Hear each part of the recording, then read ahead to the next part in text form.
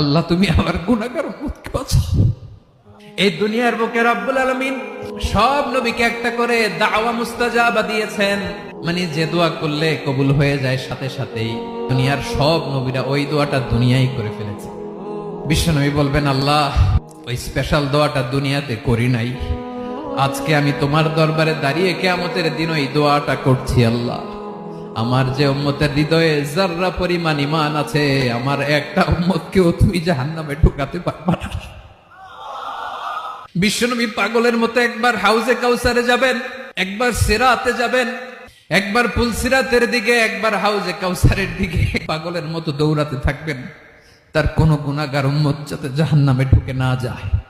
উম্মতি বিশ্বনবী আমার জন্য কাঁদবেন, আপনার জন্য কাঁদবেন, আমাদের জন্য সেদিন কেঁদে কেঁদে জাহান্নামের দরজায় দাঁড়িয়ে আমাদেরকে টেনে টেনে জান্নাতে ঢুকাবেন।